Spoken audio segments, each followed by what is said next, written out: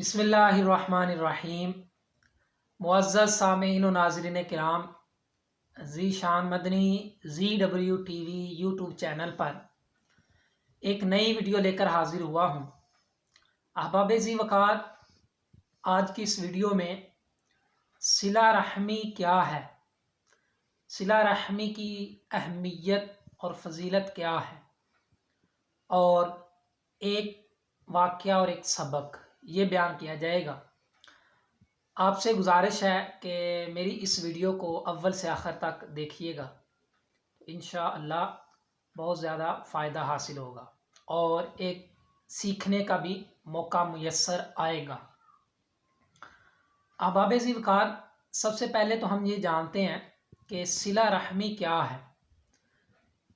अहादीस मुबारका में भी इनको ज़िक्र किया गया है, इस तरह के अल्फाज को, सिला रहमी। सिला रहमी का मतलब है रिश्तेदारों के साथ अच्छा सलूक करना, रिश्तेदारी को जोड़े रखना, ये सिला रहमी कहलाता है।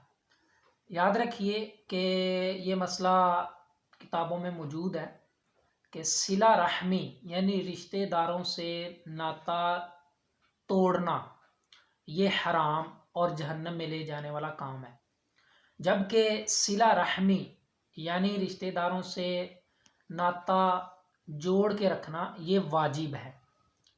किसी तरह भी इस तरह के मामलात ना किए जाएं कि रिश्तेदारों से जो नाता है उसको तोड़ा जाए। बहरहाल हदीस मुबारका में भी हुजूर जाने आलम सल्लल्लाहु अलैहि वसल्लम ने इसकी वाईद को और मज़म्मत को बयान किया। चुनाचे हुजूर ताजदार मदीना अलैहिस्सलातु वस्सलाम ने इरशाद फरमाया कि रिश्तेदारी तोड़ने वाला जन्नत में नहीं जाएगा। अल्लाह अकबर।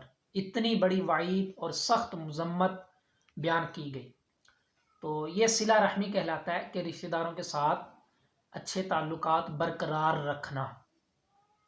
और याद रखिए कि रिश्तेदार कोई भी बुलाए तो उनके यहाँ दावत पर ज़रूर जाना चाहिए और उनके जो खुशी गमी के मामलात हैं उनमें ज़रूर शिरकत करनी चाहिए। अल्लाह पाक भी राज़ी होता है और उसके प्यारे महबूब सल्लल्लाहु अलैहि वसल्लम भी इसमें राज़ी होते हैं। दोस्तों, एक वाक़या इसके हवाले से, सिला रहमी यानी रिश्तेदारों के साथ अच्छा सलूक करना, इस हवाले से बड़ा इम्पोर्टेंट और बड़ा सबक आमोज़ वाक़या बयान किया जाता है। मैंने एक शख्स को देखा, वो बयान कर रहे थे, वो कहते हैं कि मेरे पास एक शख्स आया और आते सारी वो मेरे से मिलकर रोने लग पड़ा, ऊंची ऊंची रोने लग पड़ा। बड़ा ऐसे लगता था जैसे गमगीन और गमज़दा परेशान हाल आदमी है। वो कहते हैं कि जब मेरे साथ गले मिलकर रोने लगा तो मैंने उससे पूछा, भाई क्यों रोते हो? वो कहने लगा कि जनाब, मैं ब्लड कैंसर का मरीज़ हूँ, मुझे खून में कैंसर हो चुका है और कैंसर ज़ाहिर है बहुत बड़ी ख़तरनाक बीमारी है, उसका एंड मौत ही होता है। तो कहने लगा कि मैं उसका मरीज़ हूँ। अल्लाह अकबर। वो साहब कहने लगे कि आप मुझे ये बताएं कि आप रहने वाले कहाँ के? वो कहने लगा कि मैं लाहौर में रहता हूँ और मेरा जो बिज़नेस है वो बहुत बड़ा कारोबार है मेरा। वो कहने लगे मुझे ये बताएं कि आपका पीछे बायोडाटा क्या है और कहाँ के रहने वाले हो? कहने लगा कि मैं पीछे वैसे फैसलाबाद का रहने वाला हूँ, तो वहाँ का मैं रहने वाला हूँ। तो साहब ने पूछा कि तुम वहाँ पर अपने रिश्तेदारों के यहाँ जो तुम्हारे पीछे हैं वहाँ पर जानने वाले, वहाँ पर कितना अरसा हो गया तुम्हें गए? कहने लगा कि मुझे 20 साल का अरसा हो गया, मैं वहाँ नहीं अभी तक गया, अपने कारोबारी मामलात हैं उनको डील कर रहा। अल्लाह अकबर।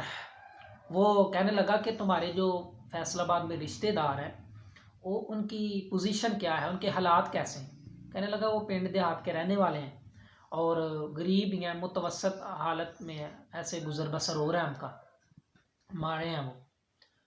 कहने लगा कि तुम इतने बड़े आदमी हो, बिजनेसमैन हो, कारोबारी हजरात, तो उसमें तुम्हारा शुमार होता है और तुम्हारे जो पीछे रिश्तेदार हैं तो वो तो काफ़ी गरीब हैं और इस तरह उनके माशी हालात जो बड़े बेहतर नहीं हैं। कहने लगा कि तुम्हारे جو داد کے، نان کے، پھپھییں، خالائیں اور دیگر چچا وغیرہ وہ تمہارے فیصل آباد میں ہی رہتے ہیں. وہ جو بلڈ کینسر کا مریض ہے وہ کہنے لگا کہ میرے وہاں پر ہی فیصل آباد میں رہتے ہیں. اس صاحب نے کہا کہ تم ایسا کرو، میری بات پہ عمل کرو گے؟ اس نے کہا کہ میں ضرور عمل کروں گا. کہا کہ تمہیں 20 سال ہو گئے ہیں وہاں پر گئے، پیچھے تم نے ان کی خبر تک نہیں لی. تم ایسا کرو 20 دن وہاں پر جاؤ اور گزارو، ان کی خوب خدمت کرو. اپنے چاچا جو ہیں، پھپھییں، خالائیں یا داد کے، نان کے، ان کی خوب خدمت کرو. کسی کے ہاں موٹر لگوا دو، کسی کو گائے یا بھینس لے دو، وہاں پر کسی غریب کی مدد کر دو اپنے رشتہ دار کی، کسی کو کاروبار میں پیسے دے دو تاکہ اس کا کاروبار چل جائے. یعنی یوں اس طرح ان کی خوب خدمت کرو، 20 دن وہاں پر لگا کے پھر میرے پاس آنا. چنانچہ وہ صاحب کہتے ہیں کہ میں نے اس کو جب یہ کہا تو وہ آدمی جو کافی بڑا کاروبار بزنس مین تھا وہ فیصل آباد میں چلا گیا. 20 دن اس نے وہاں پر گزارے، خوب خدمت کی، ان کے اندر رچ بس گیا اپنے رشتہ داروں کے اندر. اس کو یہ احساس تک نہیں ہوا کہ میں بڑا آدمی ہوں، تگڑا آدمی ہوں اور یہ غریب ہے. وہ سب کچھ بھول گیا، بہت خدمت کی. وہ کہتے ہیں، صاحب کہتے ہیں کہ جب وہ 20 دن کے بعد میرے پاس آیا تو میں نے اس کو کہا کہ اب تم ایسا کرو کہ میڈیکل رپورٹ، جو رپورٹیں وہ کروا کے آؤ، میرے پاس چیک کروا کے آؤ کہ تمہیں کوئی بیماری ہے کہ نہیں. وہ جو بلڈ کینسر کا مریض ہے وہ کہنے لگا کہ میں جاتا ہوں، میں نے رپورٹیں وغیرہ کروائیں تو رپورٹیں بالکل کلیئر آئیں، اس میں کوئی بیماری کا نام و نشان تک نہیں تھا. وہ کہنے لگا کہ جب میں نے آ کر صاحب کو بتائیں تو میں ان کے پاؤں پکڑ لیے اور رونے لگ پڑا کہ اتنا اللہ پاک نے کرم کیا کہ میری جو ساری بیماری ہیں بلڈ کینسر کے علاوہ بھی وہ ساری ختم ہو چکی ہیں. اللہ اکبر.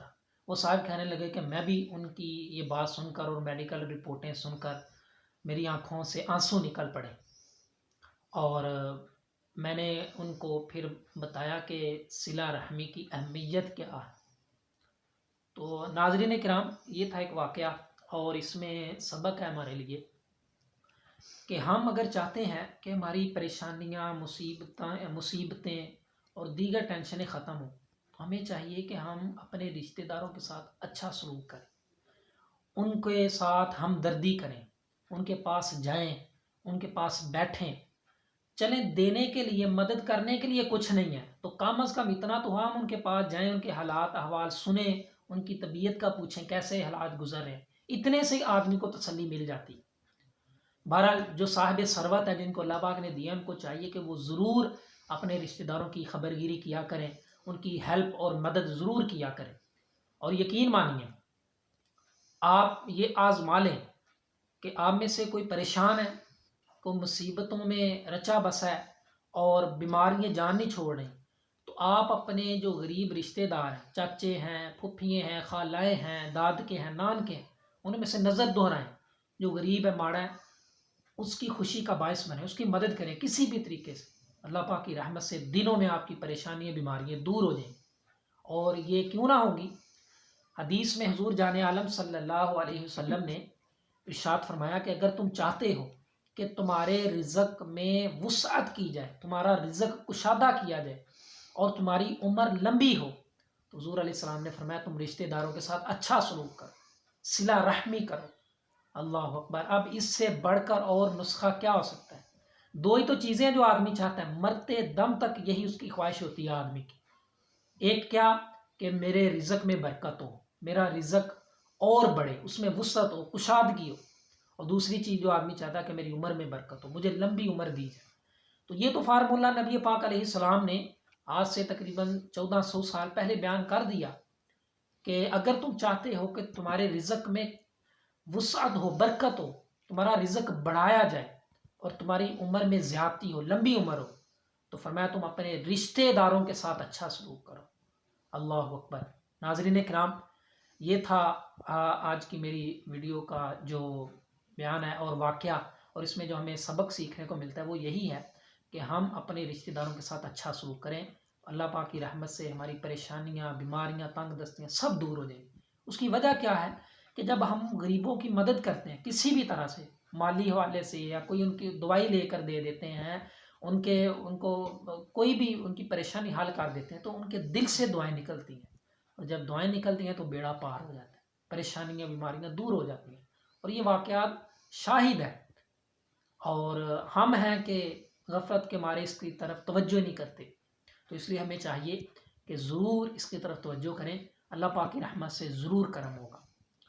احباب ذوالفقار، اللہ پاک کی بارگاہ میں دعا ہے کہ مولا مجھے بھی اور آپ کو بھی اپنے رشتہ داروں کے ساتھ اچھا سلوک اور صلہ رحمی کرنے کی توفیق عطا فرمائے۔ اللہ ہم سب کا حامی و ناصر ہو۔ اللہ حافظ۔